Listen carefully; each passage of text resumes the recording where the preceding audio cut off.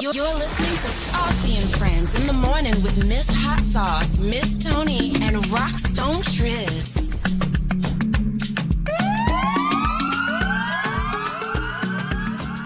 Spark FM Online, number one for urban and Caribbean music. Good morning, good morning, good morning. How y'all doing today? It is Tuesday, August 15th. We are damn near half through the month of August, all freaking ready. And that is interesting to me. That is craziness. But good morning to you guys, Rockstone Tues, Miss Tony be knowing. What y'all saying?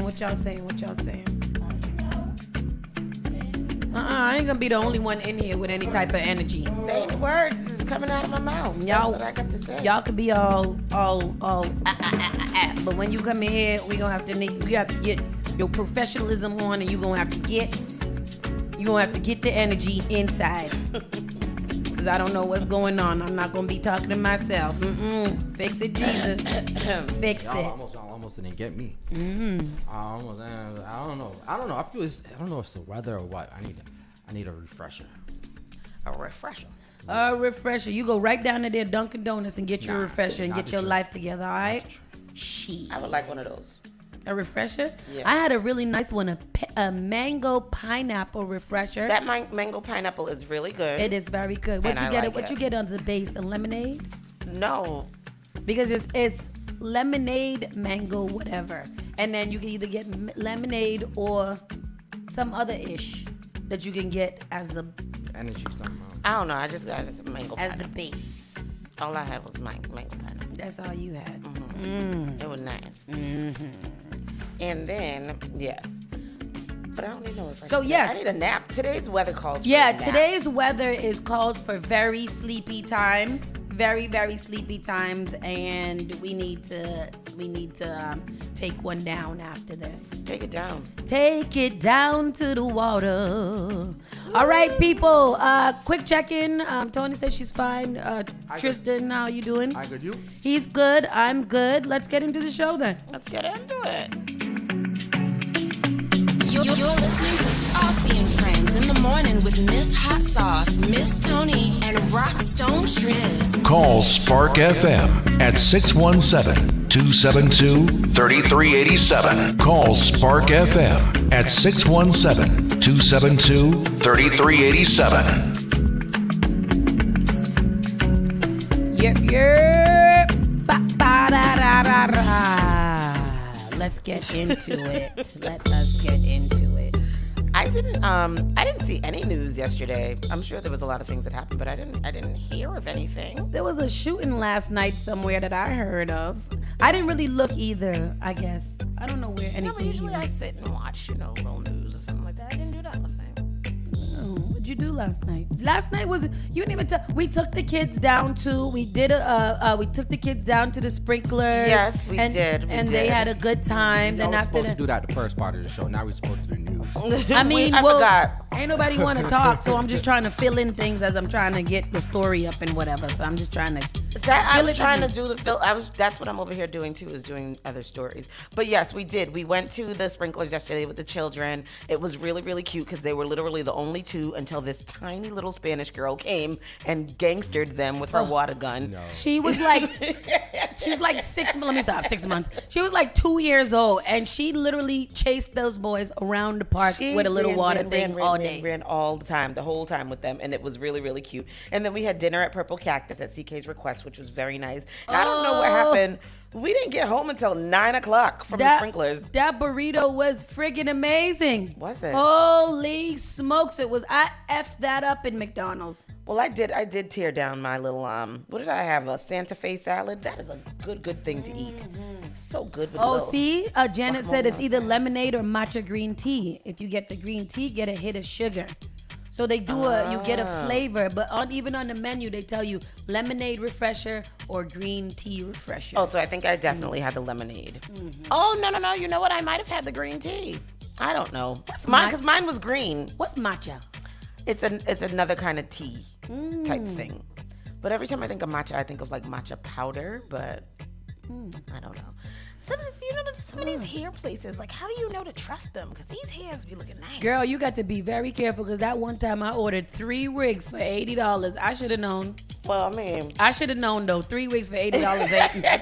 That don't sound right. I mean, I wouldn't. And they felt as they were. They were cheap as in favor as they were. What did the reviews say? It was, like it was a scam site. Yeah. You know, sometimes when they do like one of your favorite, like Love Me here or something like that. And then it's Love Me some it's not even different. Love Me. Yeah. It's like Beatitude or something like that. And I didn't. It was like 3:00 in the morning when I was up and I had found it and I was like, oh, this looks like a good deal. Boy, when them wigs came back, boy, they was as plastic as they was. Might as well been made out of a thank you bag because it was terrible. Why thank you bag? You know them little plastic the bags. little red ones. I sent them right to Honduras. Somebody's gonna have a hairdo. Yeah, I'm good for Here them. does. And good for Honduras on the come up with a nice wig. 3 of them. Shoot. With that said, people, let's get into the round the way new Sika. Today again is August 15th.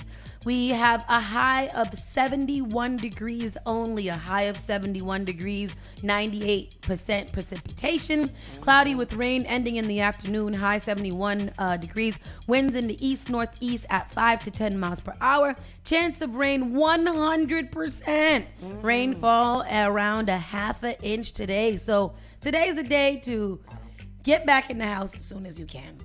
Get in there, get her done.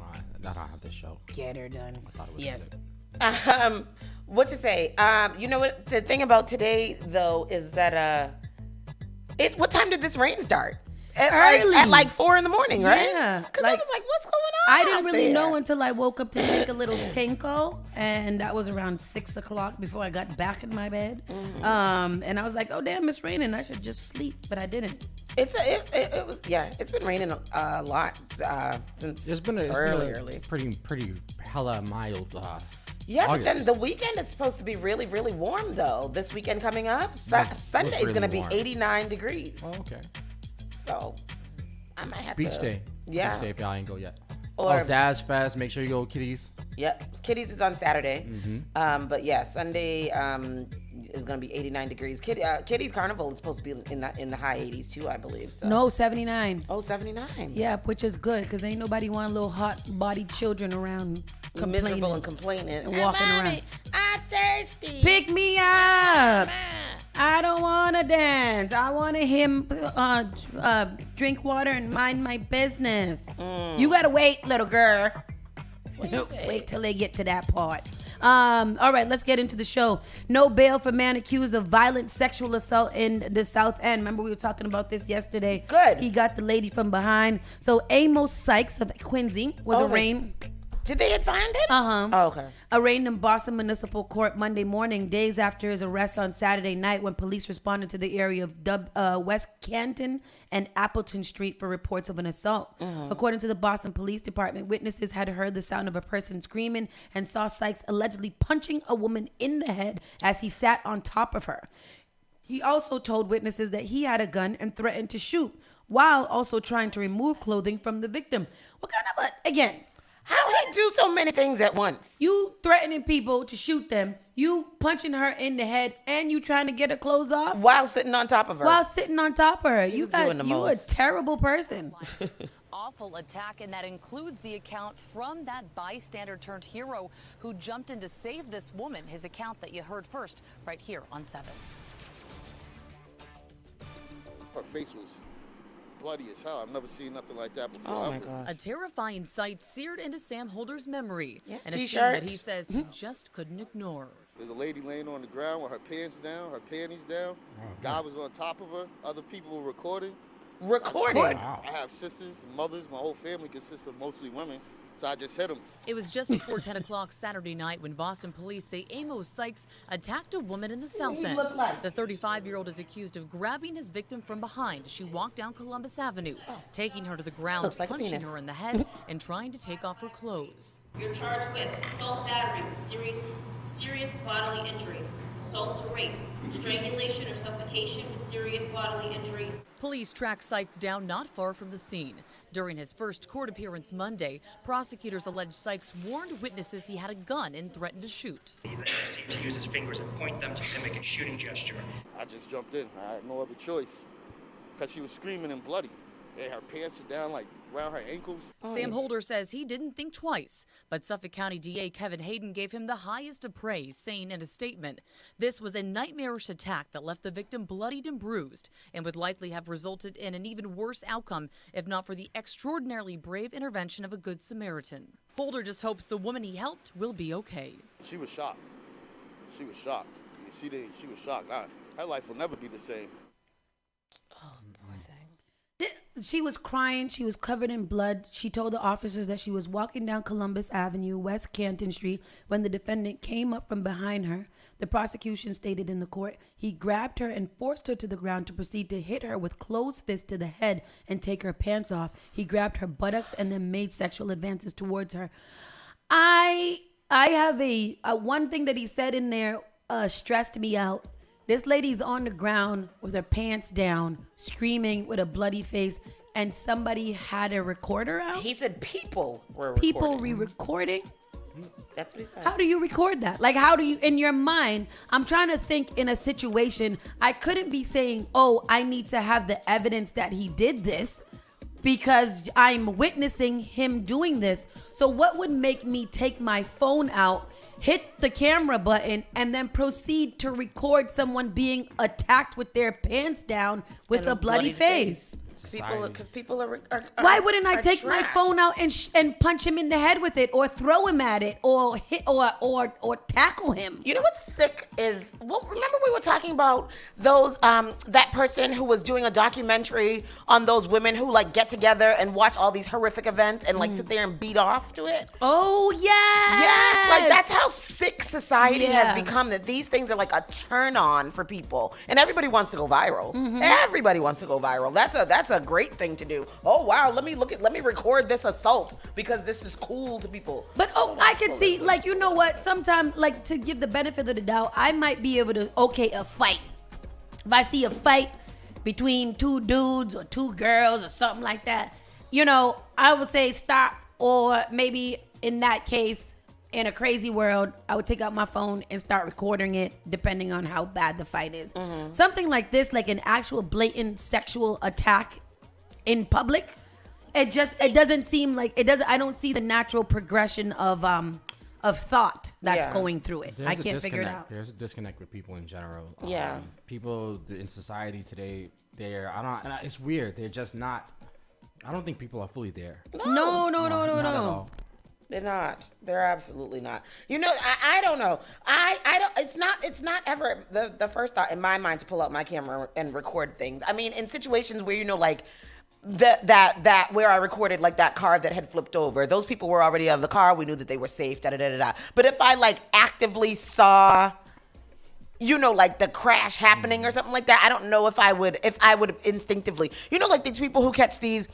That car that flew up into the second floor of whatever like that. Or the one that was at Columbia Road that flipped up. Right. Yeah. Like I don't know if that would be my instinct. I remember, well, yesterday Russell posted that he had saw like 3 guys on a moped, and I was like, Pixar, you didn't see it? And he was like, I don't have that instinct to just pull out my phone because I was shocked. And I was like, you know what? I understand what you're saying, because I would never instinctively be like, let me pull out my phone or whatever. But like that time we was on Talbot and Tisha was out there tearing up and dancing. Oh yeah. I whipped my phone out, was like, go Tisha, like things like that. But I can't see myself recording bad assault? moments, because Yeah. for me to watch it over and over again would Yeah. do something to me. Yep. And it doesn't really make any sense. I don't see how that helps anybody in that situation. Yeah, So that's weird. very, very, very, very weird. I hope that this lady is gonna be okay. I know. I think that's And terrible. why did he do that? Like, what's wrong with you? This nasty brute. Massachusetts ranked the best state to live in 2023. How? We lit over here. Y'all be playing Massachusetts all the time. We a little tapped and crazy, but we lit.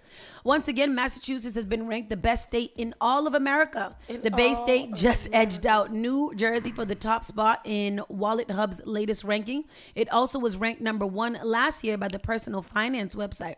New Hampshire is third on the list, followed by New York and Wyoming. Wallet Hub based its ranking on 51 key indicators of livability. While Massachusetts was 44th when it comes to affordability, it ranked first in education and health, while also getting high rankings for quality of life, safety, and its economy. A state budget signed into law last week will guarantee free lunch for Massachusetts public school students, paid for in part by the new millionaire's tax.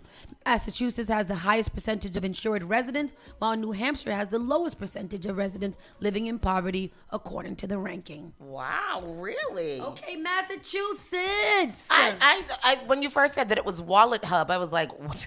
That don't go, because Massachusetts is hella expensive to live in. That's crazy. People need to give us more respect when we tell them that we from Massachusetts. Exactly. I'm rich. Even if I'm poor, I'm rich. I'm rich. 'Cause I live in Massachusetts. Like CK. Oh, you're rich. Rich. I don't even where you get that We from. is rich here, okay? We come from a big rich town. We just came from the highest ground. Poorest parts. Why you mess that up when that goes so well with what we're talking, with the Hi, conversation that we're having? Well, you think that I be thinking about the words? I just sing the words of the song. Good night. That's it. Boston temporarily barricades the cop slide amid surge of adult riders. What's wrong with y'all? That's because everybody was down there for STL Gold on Saturday night, and it's right there. Why not? Because that's one of those things where it says a big red button that says don't push, and everybody's like, well, I'm gonna push it. Yep. Because I don't know what the fascination is with almost dying. Going down the slide and spinning around and getting flung out of a slide. I'm gonna be honest with you. I want to try it. When I went to it, it was in the daytime and there was a whole bunch of kids at the park. But had it been when I went back down there, I would have gone to that slide and gone on it. Why? Because did you not see how the man exited that slide? Well, maybe he didn't have no control. You don't think you would? Oh, you do. Right. You got all the control. I told you the little teenage girl came down that thing. She went flying, and I was like, "Wow, I'm gonna do it. I'm gonna do it." CK was like, "I will never do that again." So yeah, So the Boston cop slide craze, which is crazy that the slide now has a name, cop slide, has seemingly reached its peak as city officials moved to barricade the playground equipment last week amid a surge in adult thrill seekers. Located at City Hall Plaza, the metal slide became a top destination after a video of a Boston police officer ill-fated ride went viral. Memes and parodies abounded, the views mounted, and adults flocked to the side to give it a try. At one point, the cop slide was even listed as a tourist attraction on Google Maps. However, a couple social media users noticed last week that the slide was barricaded last night. This just in, Boston police barricade the entrance of the famous Boston cop slide. Do the horrors never cease? Another person wrote on Tumblr. Tumblr's still around? Mm-hmm. What's Tumblr? I thought Tumblr is where you go to meet men to rump with. No? Tumblr's like your online diary. Oh, okay. Where'd you get that from? I don't know. What's the one? What's the name of the one? Tinder? No, the one that's Tumblr. It is Tumblr. It is Tumblr. See? Yeah. Told you. A spokesperson for Mayor Michelle Wu's office said that the blocking the slide was a temporary measure as we're seeing increased activity at night by adults when the slide is closed. They added, at this point, we are using the existing signage and regular security enforcement to discourage adults from using the slide, but are no longer blocking it off at night. Notably, there are signs posted on the playground warning that the slide is intended for ages 5 through 12 and isn't meant for adults. But speaking to reporters earlier this month, Wu suggested that more signs may be warranted. We want all of our public spaces to be beloved, and if it looks like we need to make sure that there's more signage, that this is for the children or something, we can do that too. I don't think the signage is going to stop anybody from going down the slide. That thing is famous. You gotta go on it so you can go viral. This is the society that we live in. Everything is about going viral. So you have we live in, what is that? What is this show? What is it? Black Mirror. We living in Black Oh Mirror. yes. we Oh, we living in Black definitely Mirror. a Black Mirror Get me type out of it. era. Yep. Get me out of it. Yep. Car crashes into Taunton Oh, it's addiction. Grindr. It's not Tumblr. It's Oh, it's Grindr. Grindr. It Thank is you, Grindr. Schneider. Sorry. Oh, this is a sound effect. You sure? That's the one that Bobby Boucher found when he got beat up going to Subway. Bobby Boucher. What's his name? I don't know, but that's a song by Night Bob Flight. Boucher. It's not Bob. Bob What's- Boucher. The light skinned boy from Empire. Oh, Tariq. Guy. Empire. Say it again. Oh, Smollier. Juicy Smollier. Juicy Smollier. Why you call him Bobby Boucher? Bobby Boucher. Bobby Boucher is the guy, is the water boy. Wasn't Yes, Bobby Boucher radio? But it was also a song by, that's the song that the Why guys you putting up the sang. gun fingers for me? I'm not, this is a hand. The guys, you know, the Earth Gang. That was their song, Bobby Boucher. Oh, look at you. Look at you knowing. I know things. All right, Earth Gang. I'm mad I didn't get my damn t-shirt. What It was t-shirt? $40, my Earth Gang t-shirt. Oh, I didn't did wanna get pay a really $40. nice STL Gold T-shirt. I should have though. wore that today. Me as well. A car crashes into Taunton addiction recovery clinic. Was it somebody? Was that on purpose? I can't get anything. Did you see that car that crashed up into the second floor of that house last week though? Yes, how it flew up there. How did they do that? And they It said said that they it thought hit something. They said they thought it was on purpose. And I was like, why? What did they build a ramp into it? Like what? How do you? It hit the side of it and then it hydroplaned. It hydroplaned other it. So in this one, a day before an addiction recovery facility in Taunton was set to open, a car tore through its walls and scuttled the long-standing plans to provide care in a city that urgently needs it. Just after 2 a.m. Sunday, Taunton police responded to reports that a car had crashed into a commercial building. A Toyota Tundra traveling north on Broadway had swerved into 3 unoccupied parked cars before crashing into the front of the building. A 22-year-old man was behind the wheel while he fled on foot and police found him at his home. Neither the suspect nor anyone else was injured in the crash. He was evaluated and taken to the local hospital. He didn't think they was going to find him. Sir, it's your car. That's Registered to you. Taunton police are taking steps to connect the driver with appropriate services. Pathway to Recovery, located on 59 Broadway Street, was on the verge of opening its doors into the public. Photos taken of the scene show a large portion of the clinic's street-facing wall destroyed, with debris littering what was once a clean lobby. Was the young man on the drugs? Yes, he had to be. That's crazy. I'm trying to figure out if it didn't say anything, but they said that they was taking him to the hospital to receive the appropriate services. So does that mean that he was definitely No, on? for evaluation. So anytime you get it, you have to go to the hospital. For psych evaluation. Yeah, make sure you're good. They're saying appropriate services. I think he was on drugs. I mean, it would make sense that he was on drugs. If he Yes. was not on drugs. I mean, he plowed through 4 parked cars before going into the clinic. He's got to be speeding quite fast and actually not giving a shit what he hits. So I don't know. That's what it sounds like to me. So we'll see how that goes. Oh no, it's Sunday's crash was another highly unfortunate development in the ongoing fight to get people the help they need. Well, I don't know. I can take that many different ways. I'm gonna call crack on it. I'm going to call crack on it. That's where I'm at. Haverhill residents remain displaced by sinkhole as Oh, that's cool. Sinkholes are very interesting because they're so randomly big for no reason. And how do they, it's just a crack in the earth? Yeah, that just keeps on cracking, I think. Days after severe weather created a massive sinkhole and prompted Haverhill Mayor James Fiorentini to declare a state of emergency, more than 20 residents remained displaced. On Monday, Fiorentini's office announced that the sinkhole had been backfilled and stabilized, but the 5-unit apartment building nearby will remain inaccessible until Wednesday. Then city inspectors will be able to make a final determination of when residents will be allowed back. The city is paying for the residents of the building to stay at a hotel in the meantime. Ooh, I want to stay at a hotel. I like a hotel. I wonder if they got a pool.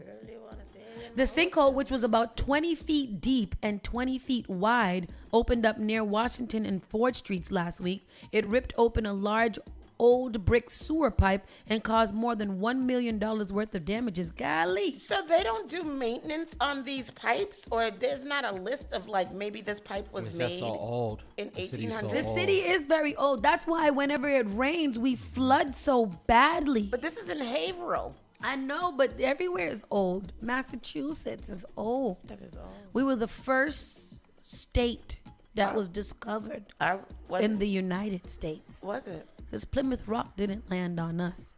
We land on Plymouth Rock. No. Investigation underway after student Nope. After student at UMass Boston boat falls overboard while on tour of the harbor. The University of Massachusetts Boston launched an investigation after one of its students fell overboard from a school boat during a tour of Boston Harbor. UMass Boston hosted a reception on the university's research boat named Columbia Point for students completing their summer employment with the city of Boston on Friday. During the tour of Boston Harbor, a student fell overboard and was pulled to safety on another passing boat.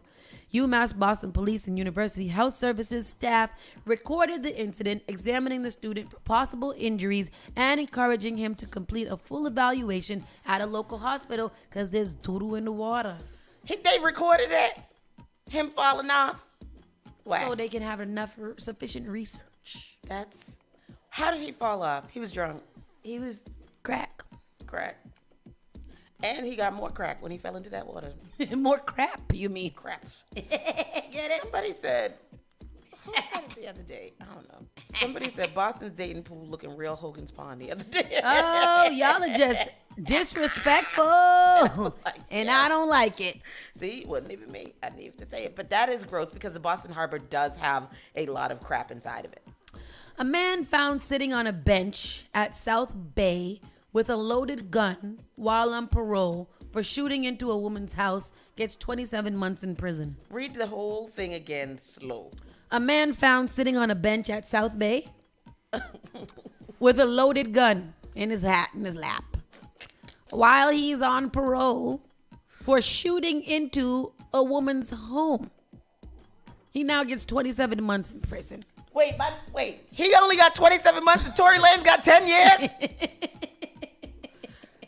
Oh, Lord. Tory Lanez got 10 years because he's also an illegal resident. Okay. All right. And he was on probation. Valid. But this homeboy was sitting on the bench. I saw it as you said it. Yeah. Him just sitting on the bench in front of Chipotle. Yes, with a gun in his lap. With a gun in his lap. Mm-hmm. Just sitting there while the children behind him are hula hooping. Yes. I saw it. And that's crazy. An Orange Line rider was punched in the mouth when he asked some teens to stop aggro blocking the doors with their blue bikes.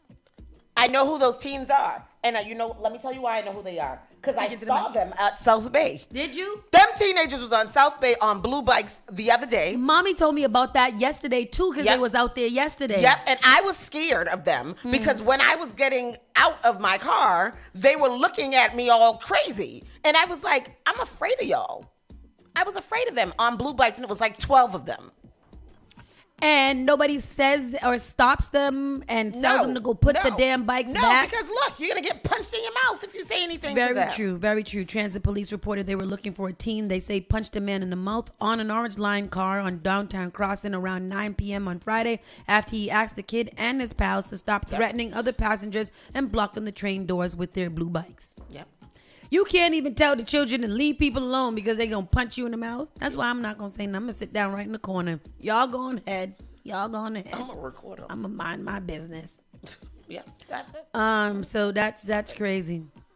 And that concludes our Around the Way news. I was seeing some a lot of effery. A lot of effery. Don't forget, people, tonight is the Shattuck Hospital Morton Street Zoom meeting.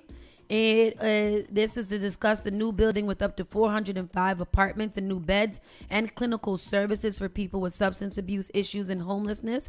You can sign up for that if you just kind of put in I'll put it in the chat so you guys can see it. You can register for it. It's the Shattuck campus on Morton Street community meeting. It is via Zoom, so it's not even like you gotta leave your house to make your voice heard.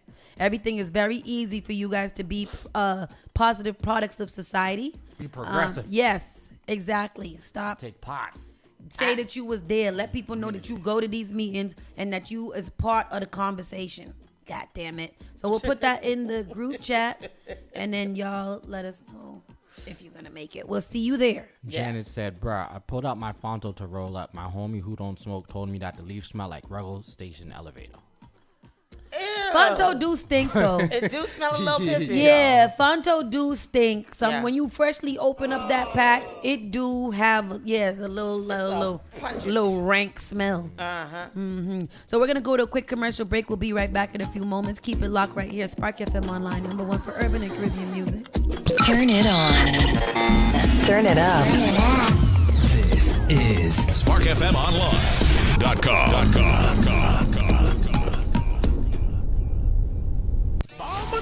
SparkFMOnline.com presents the second annual Culture Festival. Spark the Block, Sunday, September 3rd. Fusing cultures, energy, music, fun, and vibes. Live on stage, all the way from Jamaica for the first time in 10 years. Mayday! Yep, to go again. Elephant Man, the energy god, with hits like Nalinga, Ding Dong, Nalinga, Pon the River, Gully Creeper, and Log On. The baddest into Miami, Trina, with hits like Pull Over. Trina. Jump in the places I've been. Uber Out Loud. You tell me that I think too much. And Ragga Fresh and Sean John Music with this collaboration, Trailer Load. Hosted by Evolution Specialist, Pam, music by DJ Live, DJ Stick, My Outlaw, Tyrant, 4 p.m. to 10 p.m. at Boston Seaport, 65 Northern Ave. This is a 21+ event. For more info, check out SparkFMOnline.com/Spark the Block. Sunday, September 3rd. Did you know that you can now get a standard Massachusetts driver's license regardless of your immigration status? To get help with your application, a list of all required documents, and nearby appointment scheduling, visit mass.gov/WFMA. Your license is your way forward, so why not get started today? Register now at mass.gov/WFMA or call 857-368-WFMA. Boston, get ready for the ultimate 3-day weekend. August 18th to the 20th. Zaz Entertainment brings to you the second annual Zaz Fest, Afro-Caribbean Festival. At the heart of this experience on August 19th, we present to you an all-star cast of performers. From the Spice Island Grenada, Mr. Killer. From my riches, I need the San Juan God, Voice. Nyla Blackman. I've been patient and I've been Straight from Yard, Romaine Virgo. Talk about love. And many more international superstars to be added to our cast, including YouTube sensation Oso City, alongside an all-star cast of Boston's finest DJs. For tickets and all other information, log on to www.zazfest.com. That's ZAZFEST.com. Don't miss out on this legendary experience. Zaz Fest, the Afro-Caribbean Festival. Are you tired of renting and need more of your own space? Are you getting stressful letters or calls from the bank? Does your home require expensive repairs and you just don't have the funds to fix them? Regardless of whether you want to buy or sell, Taylor Andre of Thumbprint Realty is here to help. From saving your home from foreclosure to walking you through the process of becoming a first-time homeowner, Taylor makes real estate easy. With your best interests at heart, knowledge of the market, and a passion for people, Taylor is dedicated and motivated to serve you. Good rising, good afternoon, good evening, or good night. I am Taylor Andre, and I am determined and dedicated in assisting you in all of your real estate needs. Give me a call at 617-459-0041. Again, that number is 617-459-0041. Or you can email me at TAYLAANDRE@thumbprintrealty.com. Advertise your business, brand, or music on Spark FM. Contact us at SparkFMOnline.com for more information.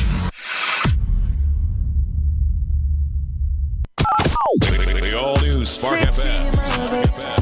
You're the baddest one. Spark FM.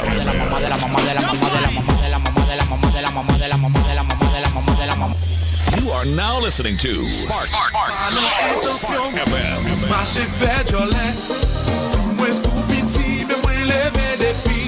Spark FM. Come on, Tues, if you switch dog. So they mean if you kill dog. So you get him with the 17 dog. Spark FM. Oh, yes, you kindly. Miss Jolie, know your mango sweet, so Jolie, know your New England's #1 urban Caribbean music. Radio. Spark FM.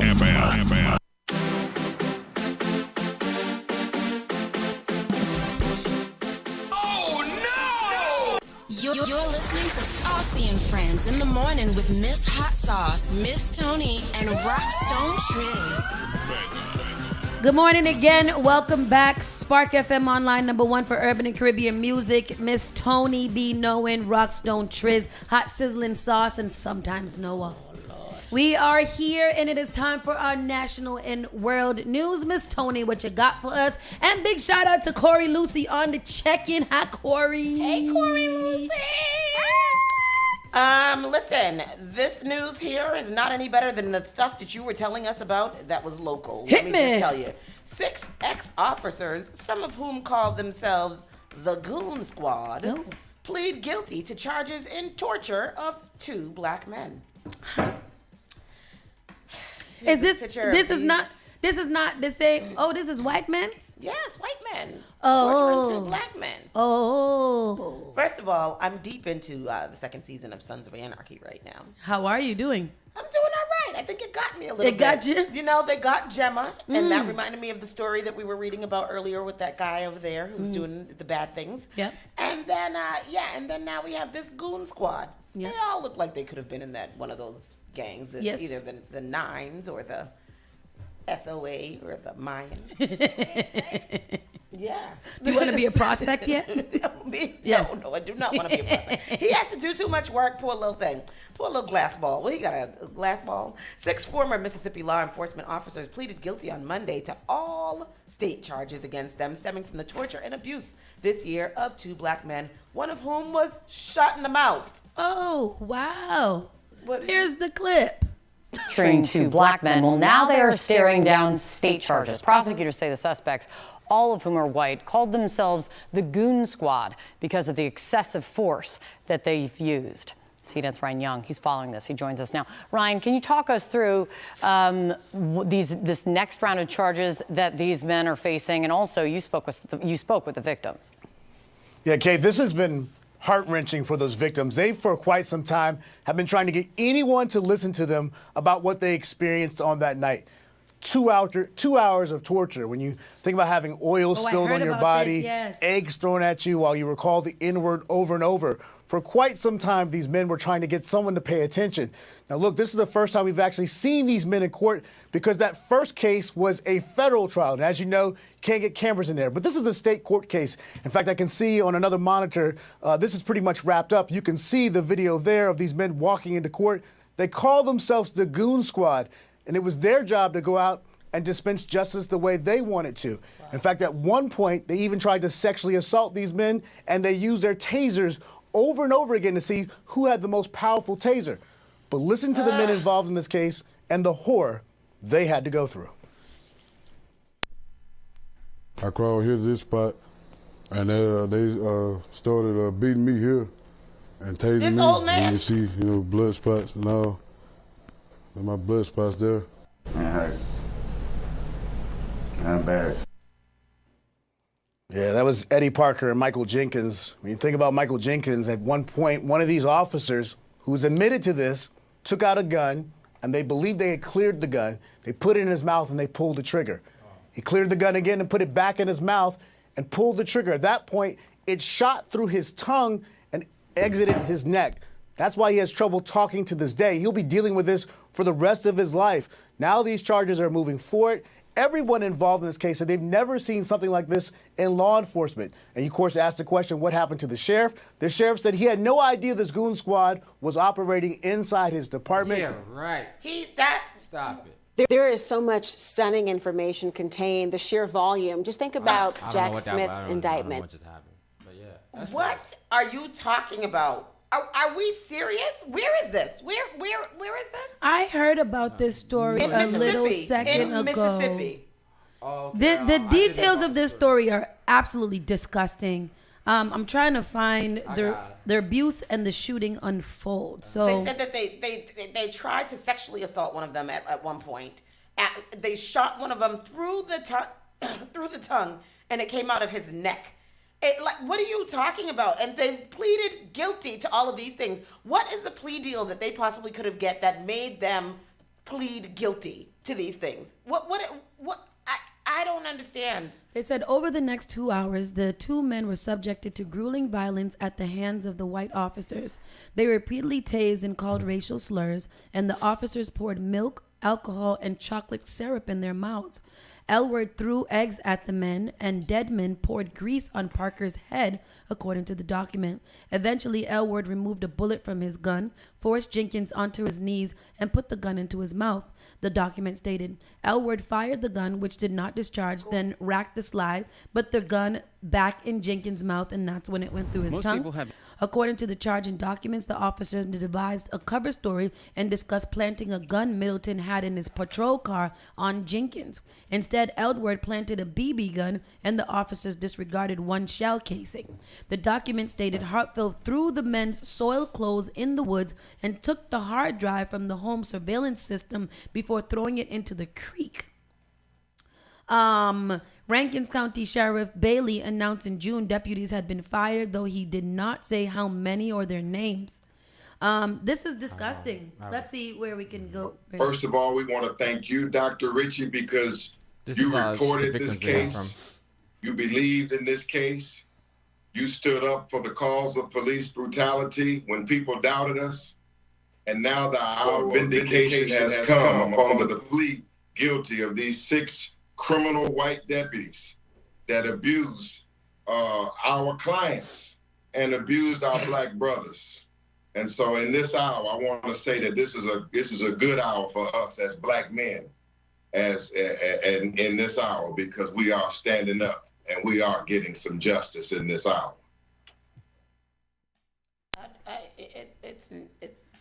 I don't even know what to say. It's never going to be a good hour like that. I understand what he was saying, but this is awful. And just to know that this stuff is still happening in 2023. And it took, when did this happen? I don't even know. Because what they said, nobody believed them for a long time. Yeah. Let me see. When did this happen? Because why is it that we're just hearing about when the black men killed the poor Tyree Nichols?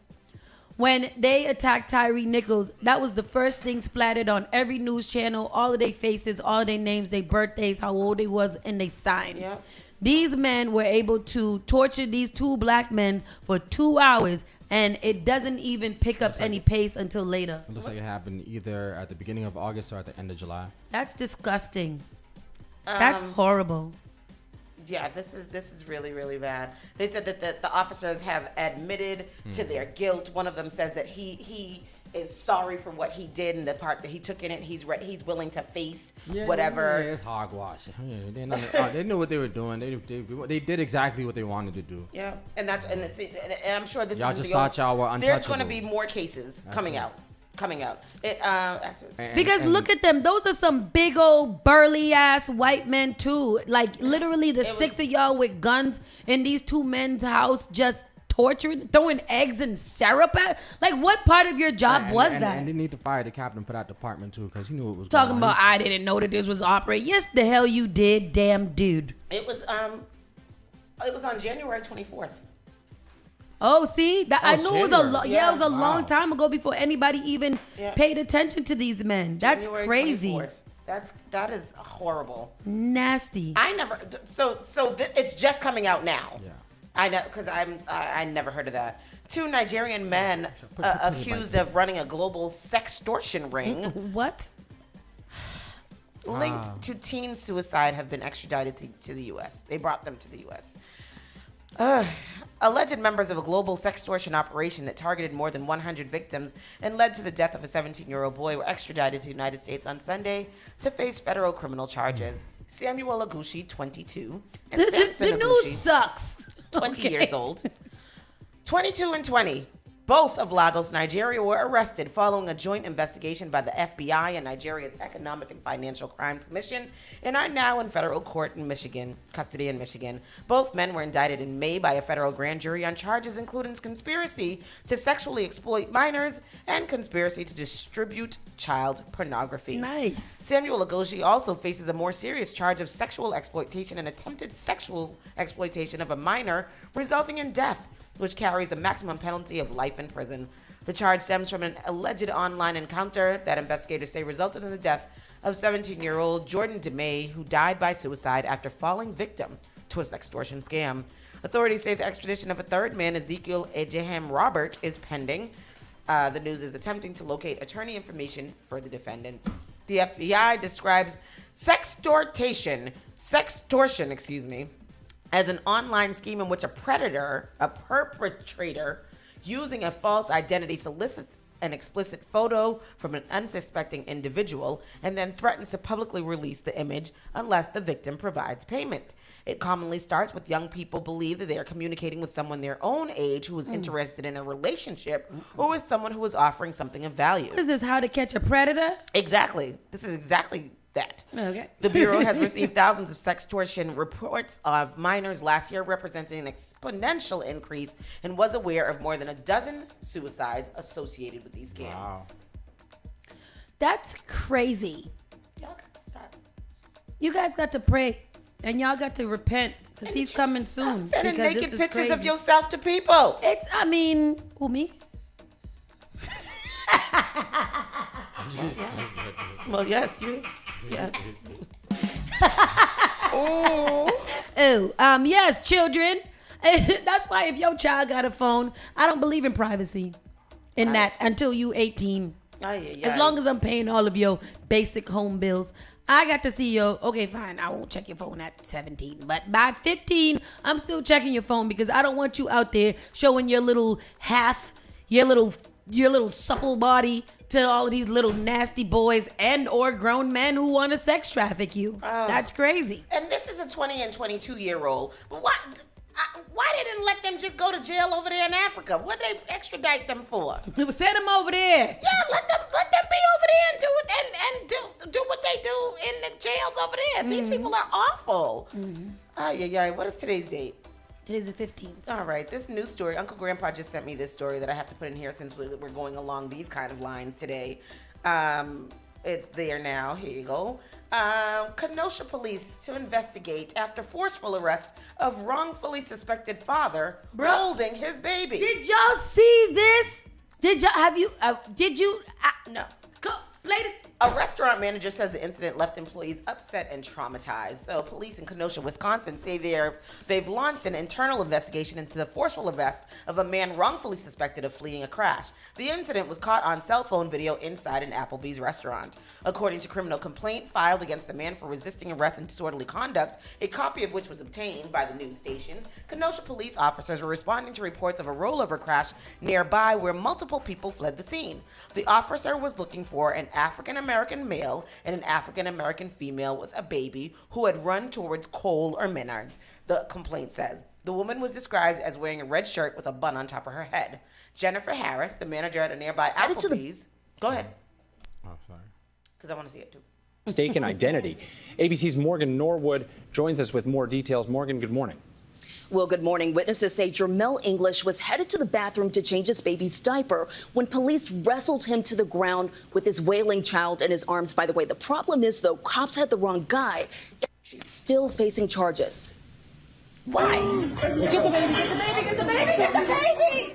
When police stormed this Applebee's in Kenosha, Wisconsin, they thought they were arresting a hit-and-run suspect. Hey, please, get the baby. Little did they know he was just a dad having dinner with his family. Jermel English Jr. tackled to the ground by officers as his baby was clinging to his shirt. This now viral video, part of an internal investigation by Kenosha police. Somebody grab the baby. Watch as frantic employees grab the child just seconds before an officer allegedly pummels English with punches as another handcuffs him. Why are you hitting him like that? I just felt bad, baby. Jennifer Harris was the manager on duty that night. She says she held the baby while police were detaining the father. Harris says she was terminated because employees recorded the incident. Applebee's fired me after 11 years. They said I made Applebee's look bad. Harris also says the officers used pepper spray at one point. Kenosha police confirm it was deployed, but say the child was not in the immediate area when pepper spray was used, so wasn't directly exposed. It's hard to say if the child was affected due to any particulates in the air. Kenosha police say they were initially called to the Applebee's to investigate a nearby rollover crash where the suspects involved took off. They say staff told them 2 black men and a woman matching the suspect's description ran inside the restaurant, one, according to police, carrying a child. The female black that's running, she has a baby with her. But Jermel English, who during the confrontation insisted he did nothing wrong, turned out not to be the suspect in that hit and run. The actual suspects hiding in the bathroom and now facing charges. And though police initially had the wrong suspect here, Jamel English was still charged with resisting arrest and disorderly conduct. Kenosha police say their internal investigation will determine whether the officers acted appropriately and if they'll face any disciplinary action. Janae? Wow. Bro. Exactly. Janae said, wow. Because how the F I get a resisting arrest when you're not supposed to be arresting me? I'm sitting down having dinner with my child, and you just gonna come and not ask any questions. You just gonna arrest me? He was on the way to the bathroom to change the baby's diaper, and you're gonna tackle him to the ground with his child in his hand? But who the hell is the staff that figured out that it was these 2 black people with their baby that just rolled over in a car and ran into the bathroom? They said that the police weren't listening because they said that on the call, the lady had the baby. Right. Not the guy. True. Right. And the lady had on a red shirt with a bun on her head. He had on red shorts. So maybe that's, but still, he has the baby in his hand. Like, come on. Like, this is crazy. And then they're charging him with resisting arrest. Yeah, I was resisting. I didn't do nothing. And I'm not supposed to be arrested. And disorderly conduct? What, I'm supposed to sit there calmly while you're wrestling me to the ground with my baby in my arms? Yes. This is crazy. And why Applebee's gonna sue the lady for? Why Applebee's fired the lady talking about 11 years? They made her look bad.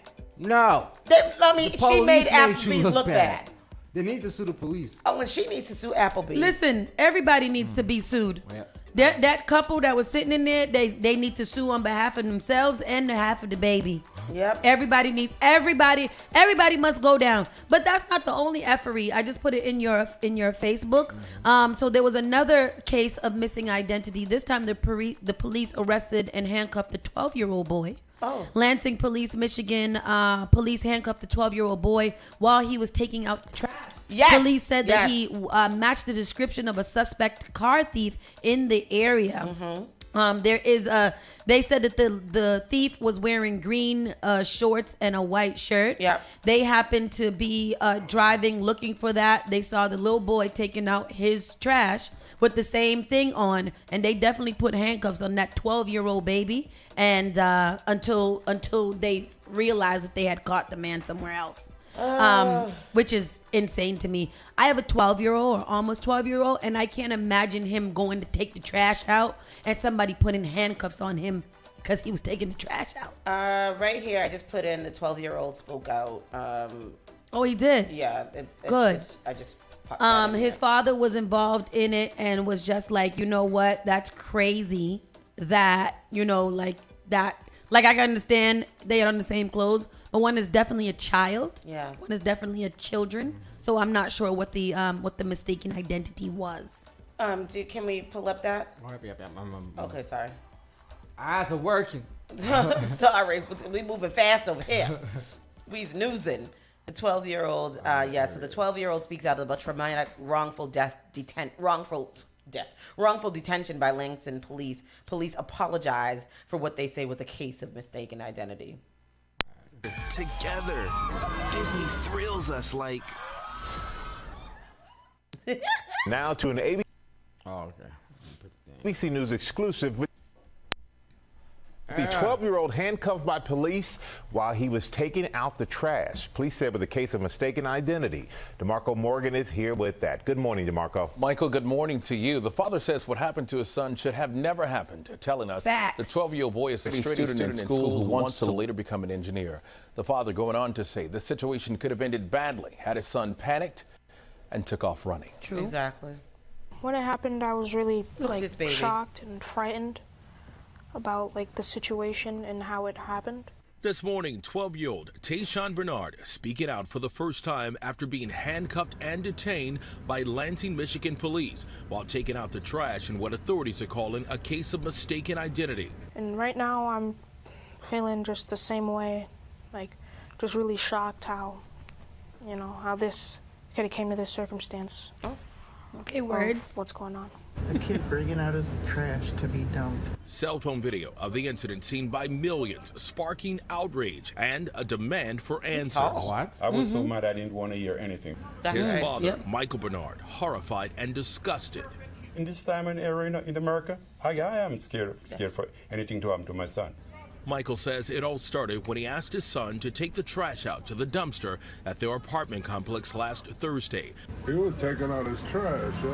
When the preteen didn't return after being gone for several minutes, the father says he looked outside to find Tayshawn surrounded by police. I saw police around him, so I dropped what I had in my hand and rushed downstairs, and I said to the police officer, I said, why you have my son in handcuffs? What's the problem? Tayshawn was released moments later, but visibly shaken, turning his back to officers as his father, seen here visibly upset as well, continuing to chastise officers as a neighbor continues to record. I'm just washing up my dishes.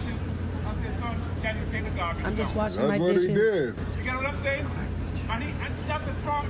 They traumatized my It's still son. puzzling until now. You ask a question, what have I done?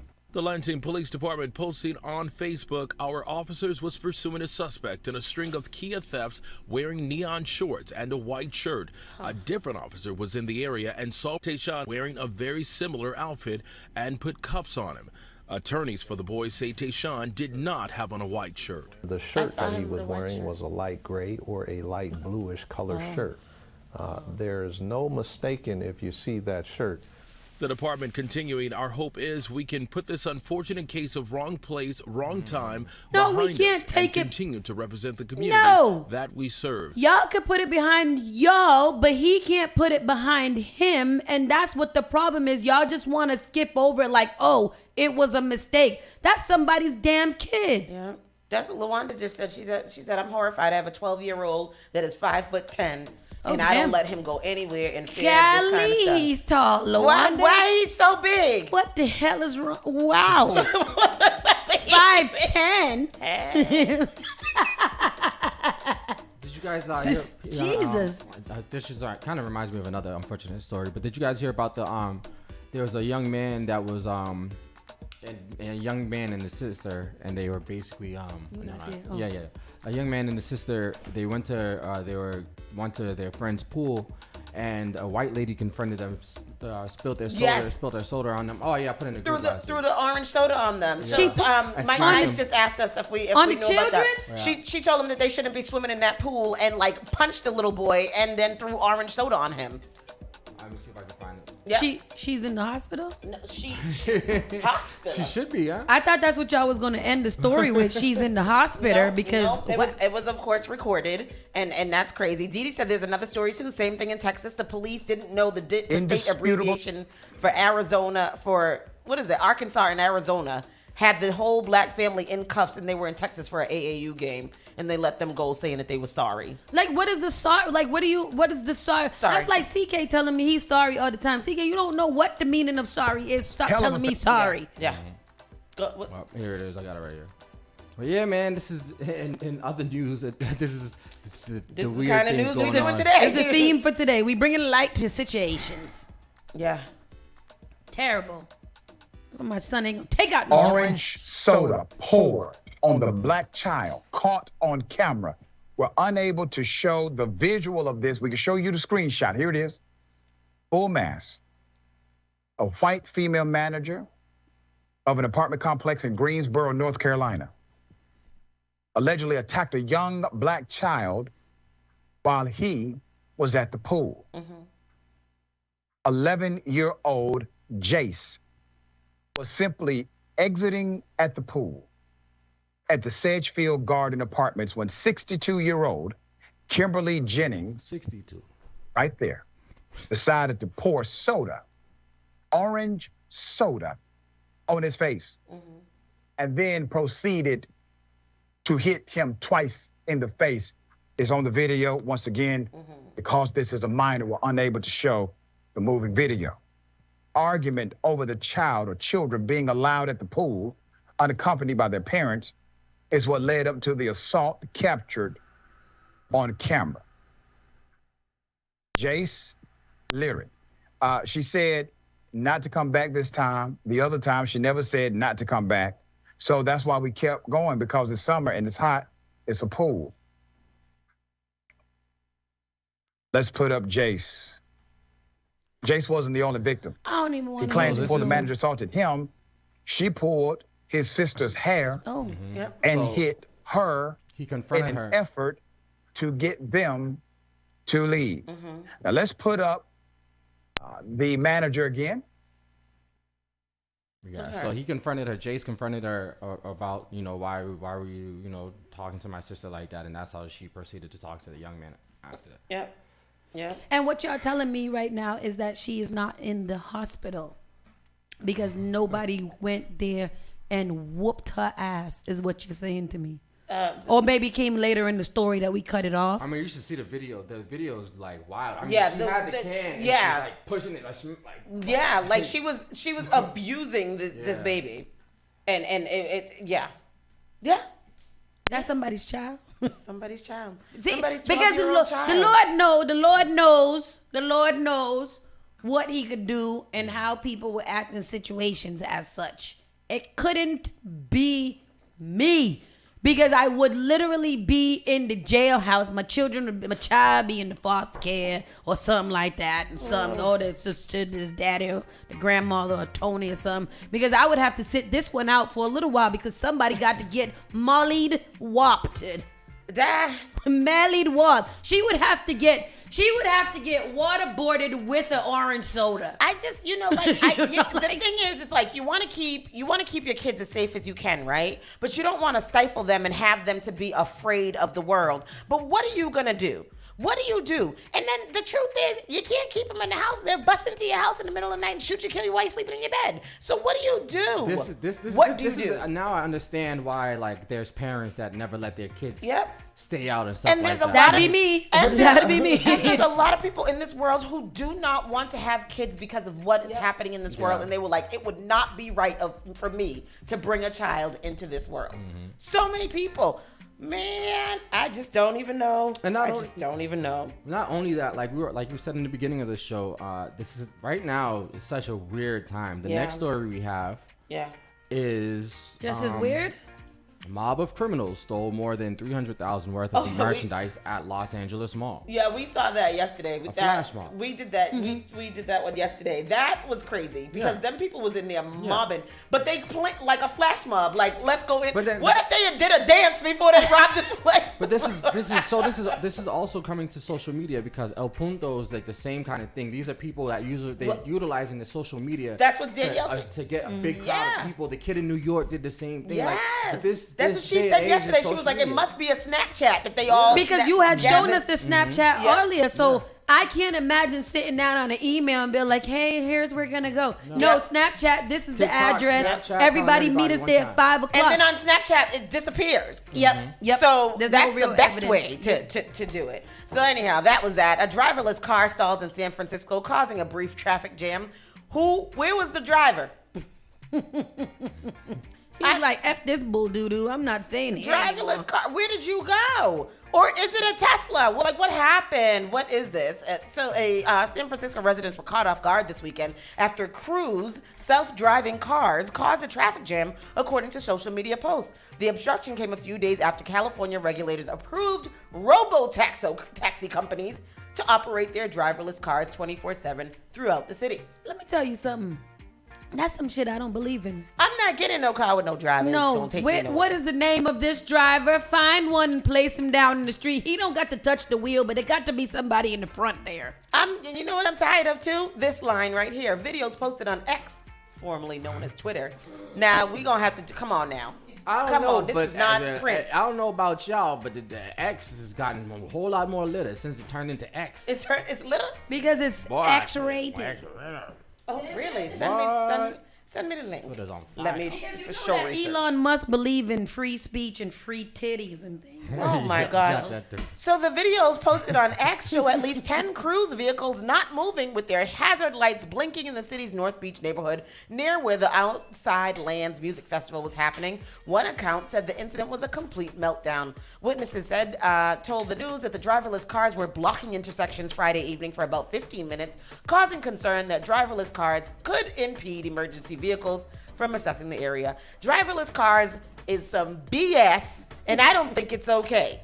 Have you ever been on a highway and seen somebody sleep in a Tesla? No, I've seen videos. I feel like that's highly irresponsible. Like, you don't want to know when your Tesla dysfunctions. I mean, I don't know. So anyhow, that's what happened over there now. And then Nestle recalls some Toll House cookie dough for potentially you can't eat cookies. You can't do nothing for potentially containing wood chips.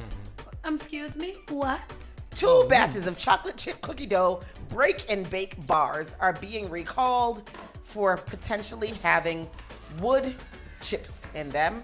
And then this last story, I'm not even going to get into that. Because they're allowed to have wood chips inside it. I know you're allowed to have a certain amount of things inside of your things that lets it get away. Like you can have like 2% of bugs in your things and it's okay. Like those, we know that's true. And that's, Contagionants. Have you guys ever seen not to cut you off, have you ever seen any videos of like American food compared to like Canadian food?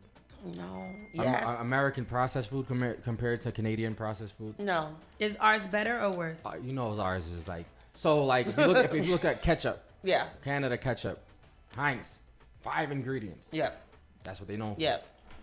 You look at American ketchup. It's like 35 ingredients. It doesn't taste the same at all. Sabortitol and Zazafaran and all kinds of things like that. Sabortitol and Zazafaran. All kinds of things. All right, well then here's some probably good news. Something boozy is brewing. Dunkin' Donuts introduces new spiked iced coffees and iced teas. Are we excited about that? Stop that boy. Is this real? Stop making these noises. Yes, ready for a boozy spin on a fan favorite? This is from the Dunkin' Donuts website.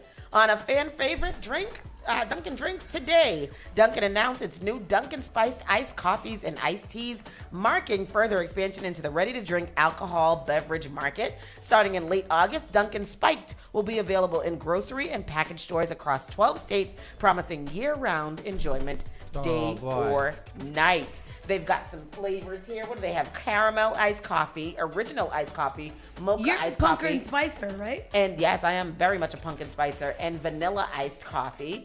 And what about the teas? They don't say what the teas are. These can be purchased as a 12-can mix pack, 3 12-ounce cans of each flavor, a 4-pack of 12-ounce original spiked coffee, and single 19.2-ounce original spiked iced coffee cans. The iced teas are, what are they now? I can't read the thing. What does it say? 4 iced teas. Slightly sweet iced tea, half and half iced tea, strawberry dragon fruit iced tea, and mango pineapple iced tea refresher.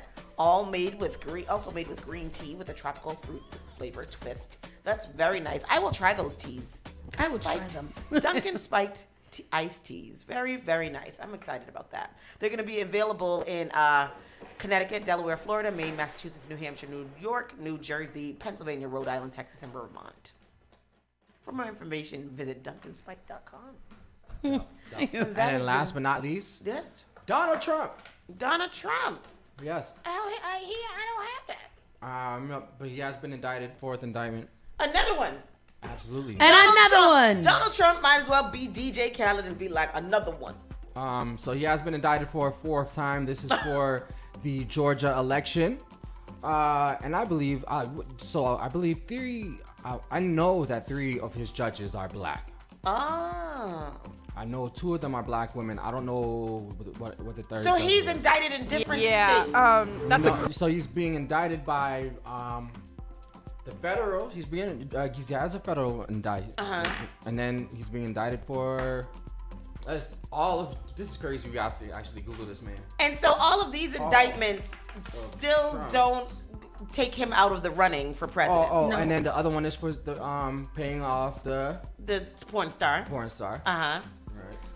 And the rape one, that's over. Or is he still? So he's also being caught up on RICO charges now. The lady that from the Georgia, the same lady that's a DA for Georgia is the lady that's been doing all the RICO, grabbing everybody on RICO. She put one on that sucker too. The RICO lady. Oh well, she be. What's her name? I'm trying to find her story, y'all. My bad. Okay, no. You want me to find it? Donald. Yeah, because I'm trying to find a video too. Okay. Yes, but it's a good day in America. Is it? Because I don't know, because we could still get this man. No, Trump's fourth indictment moves America closer to an election precipice. What does precipice mean? Crime. Crime. All right, here we go. I got it. Yeah.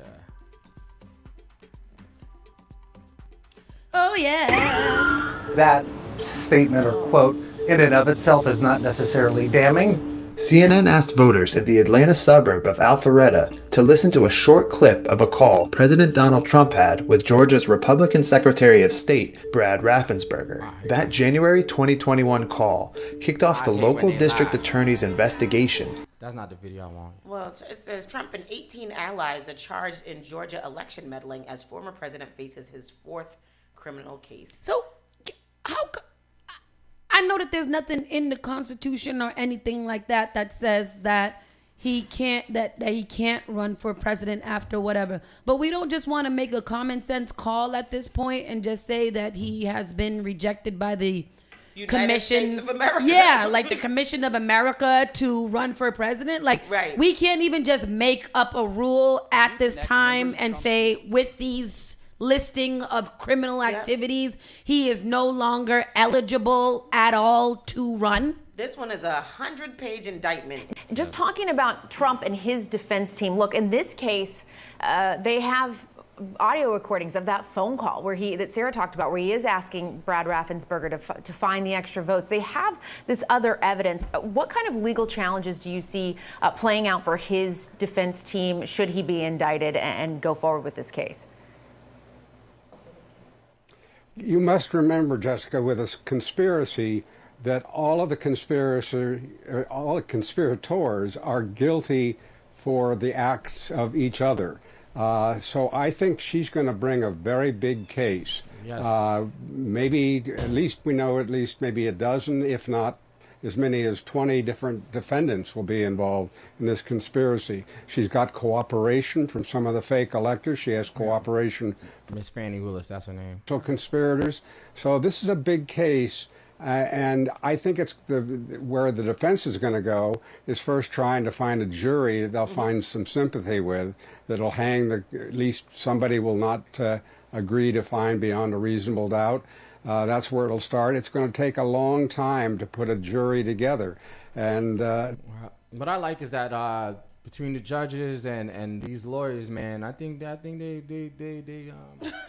out for Trump, man. They out for him. They're giving him warnings in advance, letting him know, listen, if you keep running your mouth, because they're trying to hold off on his date for the third indictment. They're trying to hold off and try to stretch it as long as possible. Maybe but she's like, the more y'all talk about it, the more Trump goes and he says anything about it, I'm moving it closer. Yeah. And I hear her. She's like, if the ball's in your court. Didi said Grumpy Trump got caught a RICO like she in.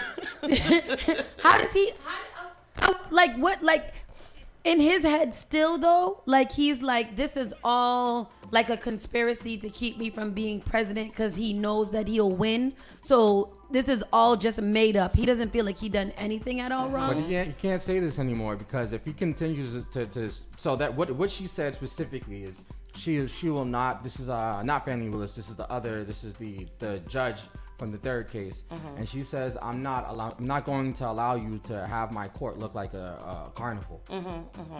Okay, so this indictment here said Georgia's Republican Secretary of State to find enough votes for it. So Trump, This nearly 100-page indictment details dozens of acts by Trump or his allies to undo his defeat, including beseeching Georgia's Republican Secretary of State to find enough votes for him to win the battleground state, harassing an election worker who faced false claims on fraud, and attempting to persuade Georgia lawmakers to ignore the will of voters and appoint a new slate of electoral college electors favorable to Trump. So this is what he's conspired to do with these 18 other people. This guy he's organized crime because he has so many people that are just. I mean, he's organized crime at his he's finest. He's shown us what it looks like to move as like modern day mafia. I mean, he's a gangster president. Yeah. Oh my gosh, it says in one particularly brazen episode, it also outlines a plot involving one of his lawyers to access voting machines in a rural Georgia county and steal data from the voting machine company. Hey, look, I just need to find 12,000 voters. Exactly, so that he can win Georgia. And we knew that he was not going to win Georgia because Stacey Abrams was out there. So not on my watch. Not on Stacey watch. But anyhow, that is the national news. Crazy. Do you guys just want to go straight into the entertainment or take a quick break? Let's see. We don't have very we didn't talk about yesterday. Yesterday, one of my favorite rappers died, man. One of my favorite that's going to come up in the entertainment. I know. That was in the one story I'm going to do right now. So the rapper from the rapper known as Melvin Barcliffe, also known as Magoo, he passed away yesterday. He was also one half of Timbaland and Magoo, and he also did features on himself. He was also a part of the Basement Crew. So he passed away yesterday. He was at the age of 50. At the past like 25 years, man, Magoo hasn't really been doing too much. Where's he been? I haven't seen him out at all. Like I'd be out where he would be out. So like the only thing I really knew that I know this from Timbaland's brother that I kind of like have a friendship with. He told me that Magoo was doing real estate, and that was like 20 years ago. Yeah. That's the last time I knew what he was doing. But yeah, man. They're not sure what he passed from. They said that he didn't really have any health issues other than asthma, and that he had not been feeling well in the past week. And the coroner's office is still investigating the cause of his death. That's so sad. He's the person that discovered Missy Elliott, and he discovered her. He discovered her. Was like, yo, he was friends with Timbaland. Met Missy, and was like, yo, you're dope, and I want you to meet my guy Timbaland, and Missy brought Timbaland in. So if we didn't have Magoo, we wouldn't have had no Timbaland or Missy. Aww. But then, I learned something new every day. I did not know that. That's dope. Look at that. Yeah. Good for him. And he at 50 years old. 50. Yeah. That's a young. Janice that's had young. COVID. Was it COVID? I'm not sure. It probably. Complications. Yeah, probably because he did have asthma. I mean, and they're not saying that it was any other sickness, so it could have been that. I don't know. That's so awful. What was his line? Yeah. What was that? Yes, I can burn it to Donnie and burn that for Tommy. I don't know. What are you talking about? That's his verse. I don't know what y'all problem is. Turn my camera off. So in another interesting story that I don't see very surprising at all, Michael Oher, is it Oher? Oher. Mm-hmm. He is the Blind Side movie with the big black boy, and he was adopted by Sandra Bullock, and then they helped him and things like that. So Sandra Bullock is now under fire. Let me stop. She needs to not because her husband just died. Ay, Dios mío. So Michael Oher alleges he was never adopted by Sean and Leanne Tues, but signed into a conservatorship, and that's effed up. Okay? Yeah. He says that the former NFL player whose life story was portrayed in the Oscar-winning movie The Blind Side has filed a petition in Tennessee court to end Sean and Leanne Tues' conservatorship over him. Oher claims that the Tues told him they were going to adopt him, but instead filed a conservatorship that kept millions of dollars from him. A lawyer for Sean and Leanne Tues, Steve Foresi, said that they have no comment but will be issuing a statement on Tuesday. Sean Tues told the Daily Memphian that his family was devastated. It's upsetting to think that we would make money off of any of our children, but we're going to love Michael at 37 just like we loved him at 17.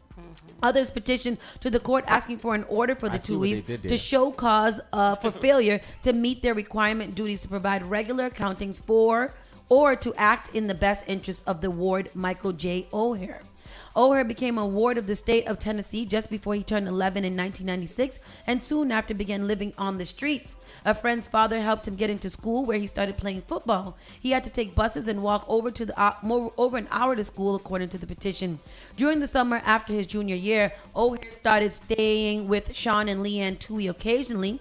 Where other parents of Michael's classmates saw Michael simply as a nice kid in need, conservators Sean Tues and Leanne Tues saw something else: a gullible young man whose athletic talent could be exploited for their own benefit, the petition says. The Tues, who took no legal action in juvenile court to assume legal custody of O'Hare, invited O'Hare to stay at their house more often and took him on shopping trips. After O'Hare turned 18 but was still a student in July 2004, the Tues offered for Michael to come live with them. The petition states the Tues did tell Michael they loved him and that they intended to legally adopt him. Michael believed them, was delighted to be part of a real family, and trusted Mr. and Mrs. Tues completely, and called them mom and dad at their request, the petition states. The petition says soon after he moved in, the Tues gave him legal papers he thought were necessary for the adoption. Basically, what happened is that he thought he was signing adoption papers, and instead they gave him conservative papers and took all of his money and made sure that all of their other kids were set up with all of his money, and he didn't see half of the money that everybody else saw. And he literally just found this out in 2023. Hold on now. Go on ahead. What? What you going to say? Anybody that's not my mother or father and tell me to call them mother and father, I'm not calling them. And I'm just meeting you. He met them when he was 18.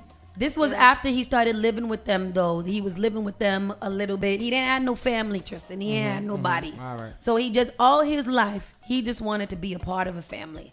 And these people preyed on him, allegedly. So now, what if this was a discussion? I'm just thinking, playing devil's advocate. What if this was a discussion they had with their lawyer? Said, hey, we're thinking about adopting this kid, da da da da. And the lawyer was like, okay, there's another option. You could still care for him, but you could do the conservatorship. And they thought about it and did like what? I mean, it's the same thing. If you knew that the little boy was... Because conservatorship just means that they could watch over everything. That means, the finances of it. Yeah. So if I'm thinking... Yeah, they have access, so they can do whatever they want with it at this point. Okay. If I'm 18 and I'm thinking that I'm about to be adopted by a family, so I'm excited and I sign these papers that's giving you legal rights over me, and then all of a sudden you find out years later that this was just a conservatorship to handle my money, and that everybody else got money except for me, I think that that's effed up. The Blind Side movie was solely based on his life. So how did he not benefit the most from that movie? If they cared that much. So I don't know what it is. They said that he just found out in 2023, and that's why he's bringing it to court. But this happened back in 2009, maybe, that this happened when he was 18. So I don't know. It's quite a while ago. Yeah. I'm not a big fan of the sports movies. You're not? That was such a good movie. That was a good heartfelt. They're really dope. Like, they're really dope, but they're just like all the same movie to me. I get it. I see what you mean. Yeah. Like black boy, don't got no family. Yeah. Starts working out really hard in the gym and doing it, and then next thing you know, some scout happens to come see him who's been looking for this special kid all of his life. Yes. Yes. You just mentioned so many movies. That's all of them. That's all of them. That's all of them. There, All American. It's a whole series. Literally. What movie I went to see in that was like that when I was younger, that was like blew my mind. What? He Got Game. I saw that movie inside the movie theater. With Ray. Wow. What name? I was like, they showing all this in him the movie, and the girl they was making love. Sunday, what is it? Sunday something. Any Given Sunday. There was a lot of penis in that movie, boy. Well, LL Cool J and Jamie Foxx. LL Cool J and Jamie Foxx really got into a fight in that movie. Did they? Yeah, like it's a real life fight. Yeah. Oh, that's dope. Yeah, it's crazy. But yeah. What else we got in here? Tina Knowles squashes rumors about Beyonce's personal toilet Did seats. we talk about the fact that she has divorced her husband?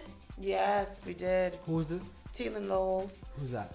Beyonce's mother. She's leaving her husband. Yes. Irreconcilable differences. So yeah, there have been these rumors that Beyonce brings her own toilet seats, or she has it in her liner that she has to have a new toilet seat at every venue that she goes to. Mhm. And so the mother now is speaking out to say that is so ridiculous about Beyonce's personal toilet seats. She says, shut down the rumors that her daughter Beyonce travels with personal toilet seats while on tour. That is so ridiculous. Knowles explained that the leaked backstage picture of a black container labeled Beyonce toilet seats was merely a part of the singer's Renaissance World Tour set. Those are stands that you put fans on. They're called toilet seats, she said. I don't understand why they would be. Knowles, 69, added that the idea of her daughter requesting her own custom toilet seat for the bathroom was too much. The rumors about Beyonce's tour rider started earlier this month when a source told the U.S. Sun that the Cuff It hitmaker can get anything she wants. And do we not believe that she can get anything that she wants? I don't think it's strange that she would have on her thing that she wants toilet seats. If she can get it if she wants to. And why not? Her tour is set to cross 500 million very soon. Yeah. I'm gonna bring my own seat. Yeah. I got it. Also today in today's news, Junior Mafia's Chico Del Vec has reportedly passed away. Damn. Everybody's just passing. So he passed away yesterday. Special Ed put out a tweet that said just got a call that he passed away. Junior Mafia's members were Little C's as well. Little Kim, you guys know that Big U's crew. So rest in peace to him. That's terrible. And Megan Thee Stallion has spoken out for the first time publicly since the sentencing of Tory Lanez. During her performance at the Outside Lands Music Festival on August 13th, the Houston native addressed her detractors, saying, "F all my haters. None of the ish you was doing or saying broke me." Amidst the loud cheers, Megan also told the crowd, "None of that ish y'all was doing or saying to the hotties broke them. I want all the hotties to put they MF and middle fingers in What the is the air hotties? right That's now." that's Those her are her people? team. Yes, hotties. Hot Girl Summer. And then on the last note, did y'all see Britney Spears' newest thing where she's gyrating in lingerie on the pole? If Tristan didn't get it from me, I didn't see it. Because every time I see Britney Spears, I send it to him. Let me see. Britney was as dancing and as a gyrating, boy, I tell you. Let me see. I says, get it, Brit, get That's it. the part in the song, Let Me Pop Out, Lotto and Cardi B. She was like dancing sexy like Britney Spears. Exactly. And I literally see Britney Spears at that point dancing sexy. Britney has set up a pole in her living room or whatever that is that she be dancing at, and Britney is getting it. I'm glad she enjoys her therapy, man. That has to be her therapy. I mean, it has to be, right? Because Brit. Why her little draws be so low? Somebody said, Plies had said something about Britney Spears. He was like, them little draws be just secure. They just be just secure as hell. Look at her. Get it, Britney. Yes. Do y'all see my girl? Ooh, get it. Oh, jump. Oh, she going so fast too. Oh, it's a little jiggle. Oh wow, Britney don't got nan ass. She don't got nan hips. Nothing. She don't got nobody. She is a rectangle. She's a. I thought I put that on the camera. Show the people them, and that's how we're gonna leave this show today. Swing it, Brit. Get Brit. Get it. Get it. There's no music to this. I want to hear the music, Tristan. Ooh. Put me on the Yes, music. Brit. Ooh, jump out. Yes. Bounce. Help me get away from myself. Yes. Go, Britney. Go, Britney. Oh, man. Love you, Britney. Britney be having a good time. Said she's shaped like a trapezoid.